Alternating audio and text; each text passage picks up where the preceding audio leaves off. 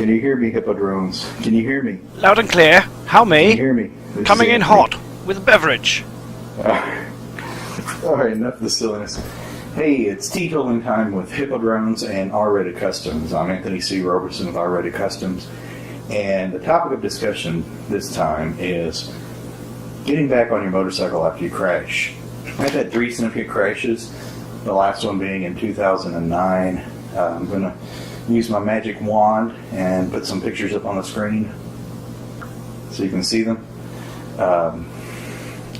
What had happened was I was going through a sweeper corner and somebody decided to pull out in front of the bike, and I crashed and ended up bouncing in a ditch. And once I made sure everything wasn't broken on me, I called my wife and told her what had happened, and she came to the scene and took me to the hospital.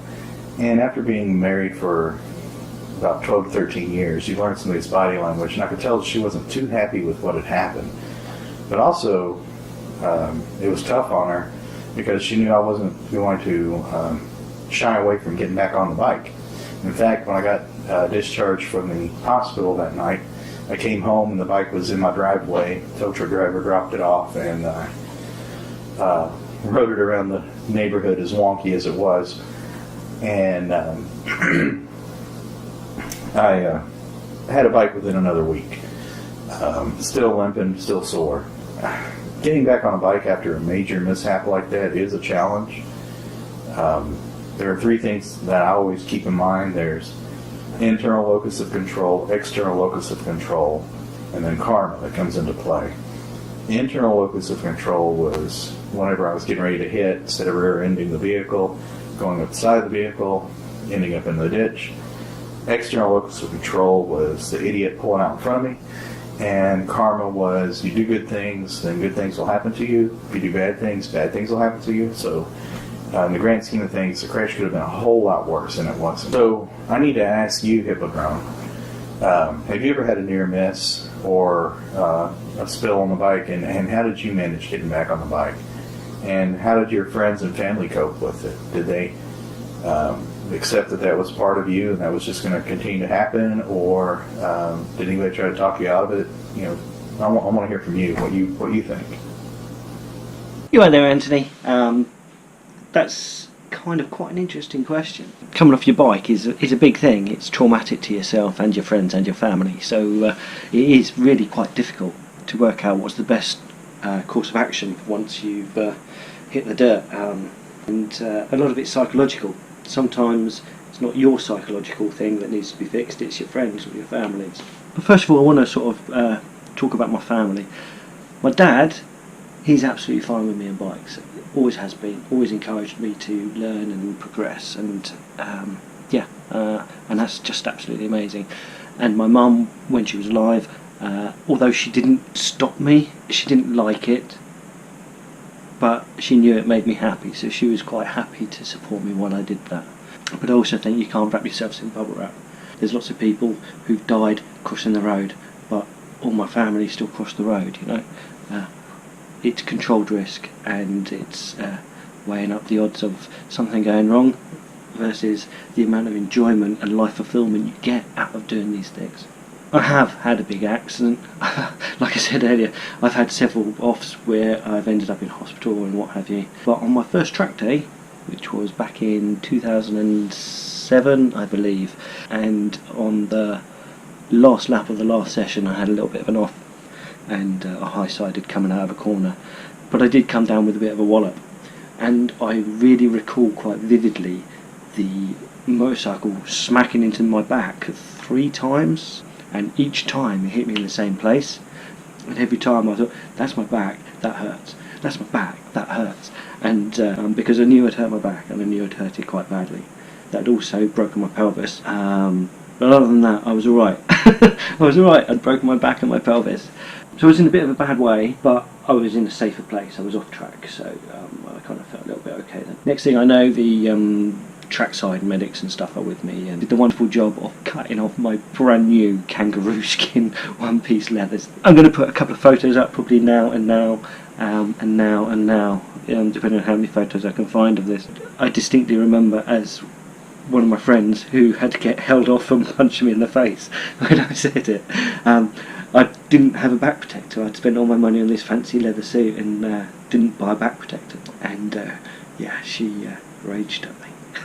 But a doctor, when I was going through all my appointments and stuff like that, he said riding a motorcycle is actually very good physiotherapy for you.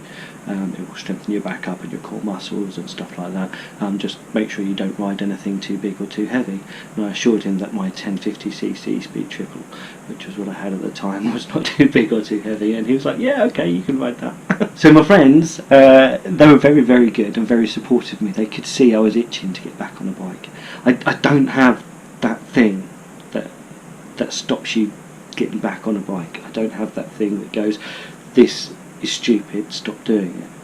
That's a lie, actually. I did some skydiving a year and a bit ago, and I had a bad landing on one of them, and I'm like, that gave me a little bit of a mortality check. But riding on a mobile, I've never had it, never once. So every time I've fallen off, I've been like, yeah, get back on a bike. The only way you overcome it is by learning how to not do that thing again. So what did I do? My friends wouldn't let me ride a motorbike until I was able to not just ride the bike, but get the bike out of the garage myself and also get it back in again at the end of the ride. As far as the brain in my head goes, I do know that I have this little trigger which says something's too much and you shouldn't do it again, because that's kind of what's happened with the parachuting. But motorbikes, they've never ever given me that feeling where I shouldn't get back on one again.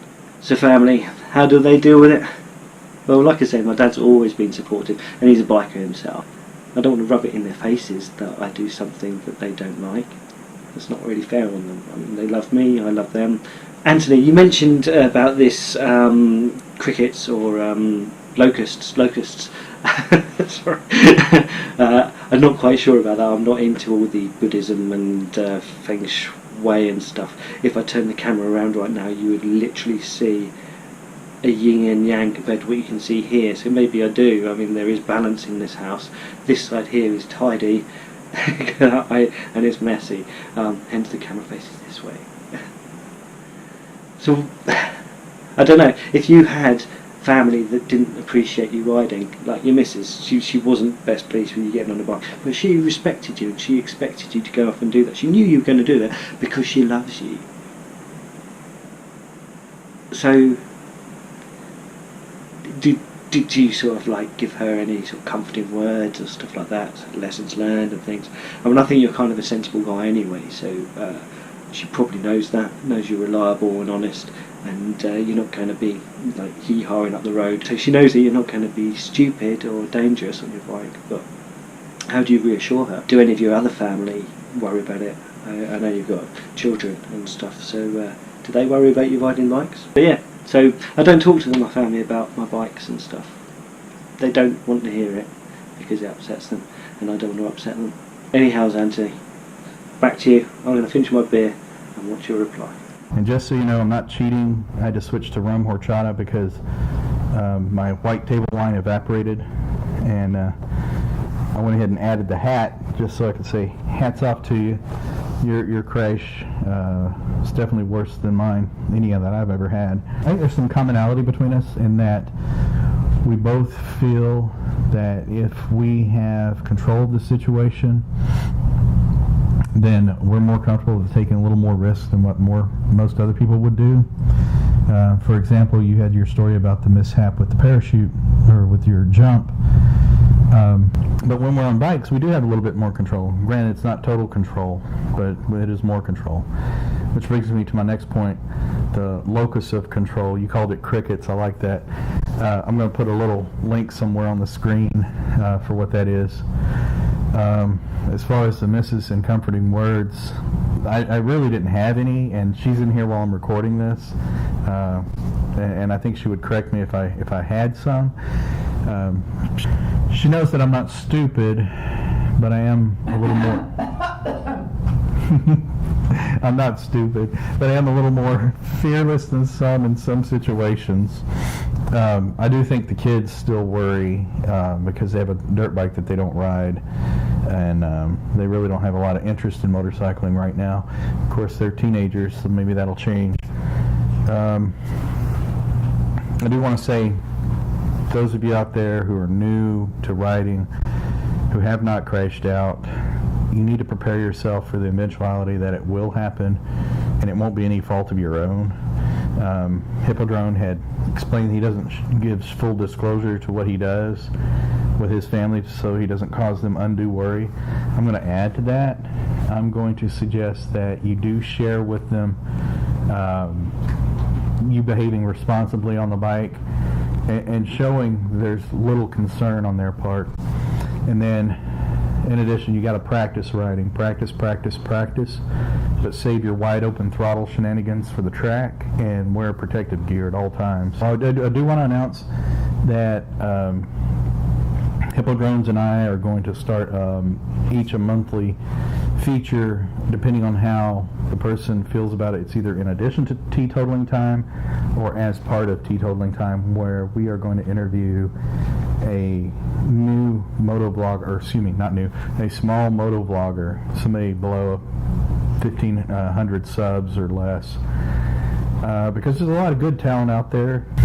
So now I'm going to wrap it up. I'm going to borrow a line from my partner in wine, even though I'm out of wine, and that is, take care, and we will see you in the next one.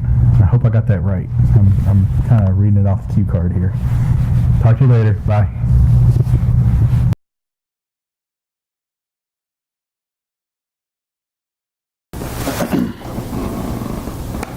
Anthony Roberson, end credits, take one.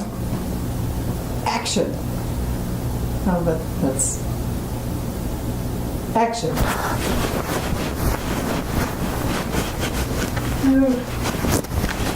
What? You said action, right? Yeah. Oh, What? empanada. Whatever that is.